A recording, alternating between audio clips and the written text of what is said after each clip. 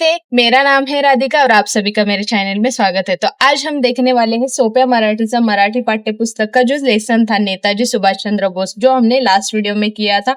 आज उस question answers देखेंगे। तो चलो वीडियो को शुरुआत करते हैं। पहला है एका वाक्यात उत्तरे लिहा, यानी वन वर्ड में या वन लाइन में हमें उसके आंसर्स लिखने हैं। पहला क्वेश्चन क्या है, सुभाष चंद्र बोस यांचा जन्म कधी व कोठे झाला, यानी सुभाष चंद्र जी का जन्म कब और कहाँ पे हुआ था। तो आंसर आएगा सुभाष चंद्र बोस यांचा जन्म ओरिसा राज्यातील कटक या शहरात 23 जानेवारी 1897 साली झाला। यानी सुभाष चंद्र बोस जी का जन्म ओरिसा राज्य में कटक इस शहर में 23 जनवरी 1897 को हुआ था। उसके बाद सेकंड आएगा, सुभाष बाबूंनी वडिलांना काय सांगितले, यानी सुभाष बाबूंनी अपने पापा को क्या बोला था। तो आंसर आएगा सुभाष बाबूंनी वडिलांना सांगितले मला नको ही शाळा, मी नाही या शाळेत जाणार, यानी मुझे ये स्कूल नहीं चाहिए, मैं इस स्कूल में नहीं जाऊंगा।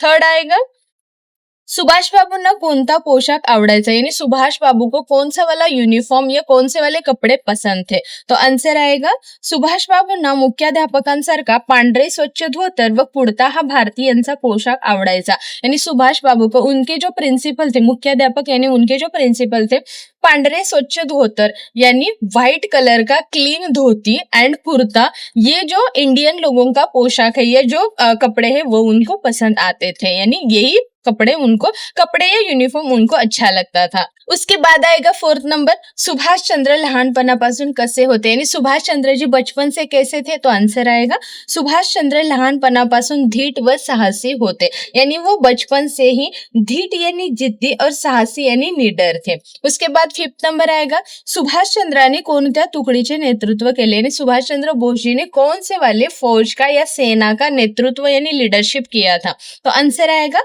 सुभाष चंद्राने आझाद फौजेचे या आझाद हिंद फौजेचे नेतृत्व केले, यानी सुभाष चंद्र जी ने आझाद फौज नाम की जो उनकी सेना थी उसका लीडरशिप किया था।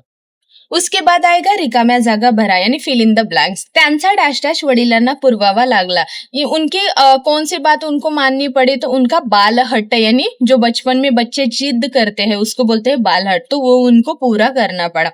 सेकंड है सुभाष चंद्र लहानपणापासून डैश डैश होते, तो सुभाष चंद्र लहानपणापासून निश्चयी यानी जिद्दी थे, या एक चीज पर अटे रहने वाले जब तक वो कंप्लीट नहीं होता है, ऐसे थे। थर्ड आएगा डैश डैश करने त्यांना मान्य नव्हते, नौकरी करने, यानी अंग्रेजों के यहाँ पे नौकरी करना उनको कभी भी पसंद नहीं था। आजाद हिंद फौज डैश डैश लोग एकत्र झाले होते, और आजाद हिंद फौज में कौन कौन से लोग इकट्ठा हुए थे, यानी उसका आंसर आएगा सर्वधर्मी, यानी सभी जाति धर्म वाले लोग इकट्ठा हुए थे। कोणत्याही डैश डैश सामोरे जाओ, मतलब किसी भी संकट या किसी भी प्रॉब्लम को हम हंसते हुए सामोरे यानी उनको हम फेस करेंगे, इस तरह से उसका आंसर आएगा। तो आंसर क्या होगा, कोणत्याही संकटाला हसत सामोरे जाओ। उसके बाद आएगा योग्य जोड्या जुळवा। तो इंग्लिश का क्या आएगा, शिष्टाचार, यानी अंग्रेजी मीडियम की जो उनकी स्कूल थी वहां के रूल्स रेगुलेशन थे वो उनको पसंद नहीं थे। आजाद हिंद नाम की क्या थी, उनकी सेना यानी फौज।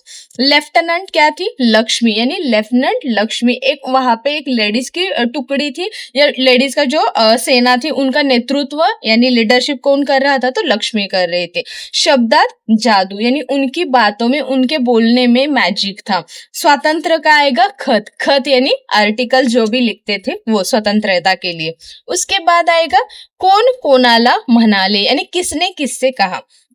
मला नको ही शाळा, मी नाही जाणार या शाळेत, सुभाष चंद्र बोस वडिलांना म्हणाले, यानी मुझे ये स्कूल पसंद नहीं है और मैं कभी भी इस स्कूल में नहीं जाऊंगा, ऐसे कौन बोलते हैं, सुभाष चंद्र बोस अपने पापा को बोलते हैं। माझे गुरुजी असेच कपड़े घालतात, मेरे जो टीचर है वो ऐसे ही कपड़े पहनते हैं, कौन बोलता है, सुभाष चंद्र बोस वडिलांना म्हणाले, सुभाष चंद्र बोस अपने पापा को बोलते हैं। आम्ही कोणतेही कष्ट आनंदाने झेलो, यानी कुछ भी मुसीबतें आए, कोई भी प्रॉब्लम आए तो वो हम उसको हैप्पीली सहन कर लेंगे, ऐसे कौन बोलता है। तो उसका आंसर आएगा असे सैन्यात भरती होणारे सैनिक शपथ घेताना म्हणतात, ऐसे सेना में भर्ती होने के लिए जो भी सोल्जर, जो भी सैनिक जाते हैं वो जब कसम खाते हैं तब ऐसे बोलते हैं। फोर्थ आएगा तुम्ही मला रक्त द्या, मैं तुम्हाला स्वातंत्र्य देईन, तुम मुझे खून दो, मैं तुम्हें आजादी दूंगा, ऐसे कौन बोलते थे, सुभाष चंद्र बोस देशबांधवांना म्हणाले।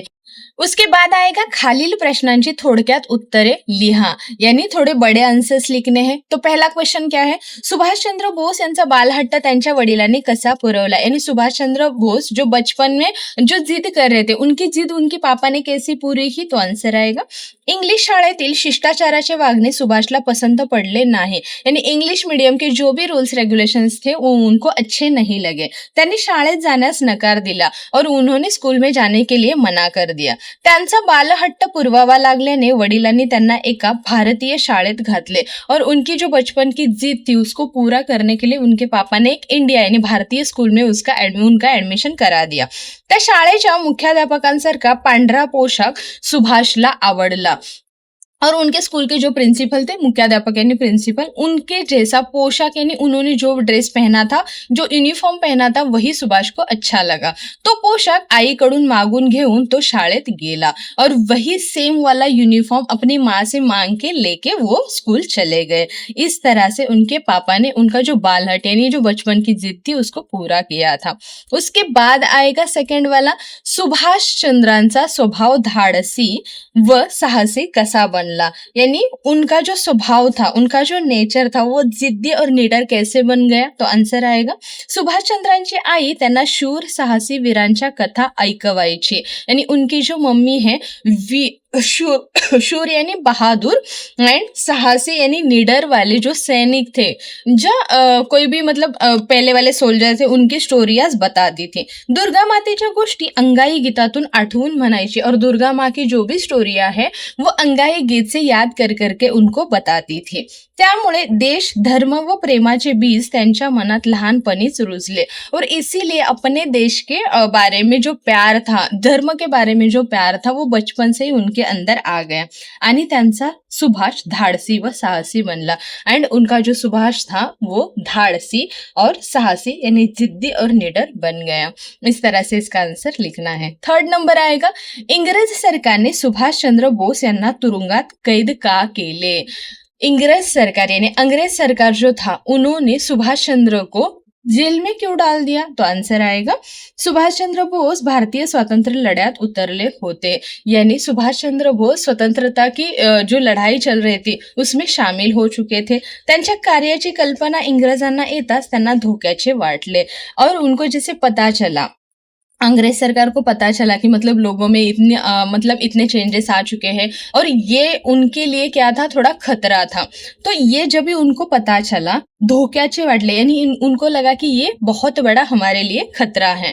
फॉरवर्ड या पत्रकात त्यांनी स्फूर्तिदायक लेख लिहिल्याने इंग्रज सरकार हैरान झाले और फॉरवर्ड नाम का उनका एक पेपर था, वहां पे उन्हें प्रेरणादायी लेख यानी आर्टिकल्स लिखना चालू कर दिया और वो देख के अंग्रेज सरकार थोड़ी घबरा गई, हैरान हो गई व त्यांनी सुभाष चंद्रांना तुरुंगात कैद केले. इसीलिए उन्होंने उनको जेल में डाल दिया. फोर्थ आएगा, सुभाषचंद्र बोस यांनी आझाद हिंद सेनेची स्थापना का केली, यानी सुभाषचंद्र बोस जी ने आझाद हिंद सेना को क्यों स्थापन किया या क्यों उसकी स्थापना की, तो आंसर होगा, सुभाष चंद्र स्वातंत्र्य लढ्यातील मोठे सेनापति होते, यानी सुभाष चंद्र बोस स्वतंत्र लड़ाई की जो भी लड़ाई चल रही थी उसमें के सबसे बड़े सेनापति यानी कमांडर थे. सैन्याच्या जोरावर इंग्रजांना नेस्तनाबूत करून भारताला स्वातंत्र्य मिळवून द्यायची त्यांची इच्छा होती और जो उनके पास जो सैन्य है, जो सोल्जर्स है, उनके साथ मिलकर इस अंग्रेज को यहाँ से भगाना था. नेस्तनाबूत करना यानी उनको यहाँ से भगा देना और इंडिया को आजाद करना, ये उनकी क्या थी, इच्छा थी. त्यांनी आझाद हिंद सेनेचे नेतृत्व करून तिची स्थापना केली. इसीलिए उन्होंने आझाद हिंद सेना को स्थापित किया ताकि वो अपने इंडिया को आजाद कर सके, इंडिपेंडेंट कर सके. उसके बाद आएगा, सेनेत भरती होणाऱ्या प्रत्येक सैनिकाला कोणती शपथ घ्यावी लागत होती, यानी सेना में जो भी सैनिक है, जो भी सोल्जर्स आते थे भर्ती होने के लिए, तो उनको कौन सी वाली कसम लेनी पड़ती थी, तो आंसर आएगा, सेनेत भरती होणाऱ्या प्रत्येक सैनिकाला अशी शपथ घ्यावी लागे की आम्ही कोणतेही कष्ट आनंदाने झेलू. जो भी सोल्जर्स आते थे इस सेना में भर्ती होने के लिए, तो उनको ऐसी कसम लेनी पड़ती थी कि कौन सा भी कष्ट यानी कितनी भी मेहनत लगे, कुछ भी लगे, वो हम सब हैप्पीली सहन कर लेंगे. कोणत्याही संकटाला हसत सामोरे जाऊ और किसी भी प्रॉब्लम्स को हम हंसते हुए उनके उसके सामने जाएंगे, या कौन सा भी प्रॉब्लम हम हंसते हुए फेस कर लेंगे या सहन कर लेंगे. रक्ताची होळी खेळू और खून की होली खेलेंगे. रक्ताने न्हावून निघू, खून से भीग लेंगे या नहा लेंगे, पण भारत माते स्वतंत्र करू. पर इंडिया को स्वतंत्र करके ही रहेंगे या आजाद करके ही रहेंगे, ऐसी शपथ, ऐसी कसम खानी पड़ते थे. 6 नंबर का क्वेश्चन है, लोग सुभाष बाबूंना नेताजी का म्हणत असत. लोग सुभाष बाबू को नेताजी क्यों कहते थे? तो आंसर आएगा कारण ते धाडसी, प्रेरणादायी आणि प्रभावी नेतृत्व करणारे स्वतंत्र सैनिक होते. वो कैसे थे? धाडसी यानी शूर थे, प्रेरणादायी यानी लोग उनसे मोटिवेट होते थे, और प्रभावी, उनका जो नेतृत्व था, जो नेचर था, वो बहुत इफेक्टिव था. ऐसे वो क्या थे? स्वतंत्र सैनिक थे. त्यांनी आझाद हिंद फौजेचे नेतृत्व केले. उन्होंने आझाद हिंद फौज का नेतृत्व यांनी लीडरशिप किया था आणि भारताच्या स्वातंत्र्यासाठी सैनिकांना प्रेरित केले. और जो भी इंडिया के मतलब आजाद हिंद सेना में जो सोल्जर्स थे वो भर्ती हो रहे थे या मतलब आ रहे थे, उनको प्रेरित करने का, मोटिवेट करने का काम कौन कर रहा था? तो सुभाष बाबू कर रहे थे. त्यांच्या उत्कृष्ट नेतृत्वामुळे त्यांना आदराने नेताजी असे म्हणत असत, और उनके इसी काम की वजह से सब रिस्पेक्टली और प्यार से उनको नेताजी कह के बुलाते थे. उसके बाद आएगा खालील शब्दांचे वचन बदला, यानी सिंगुलर का प्लूरल करना है, प्लूरल है तो सिंगुलर बनाना है.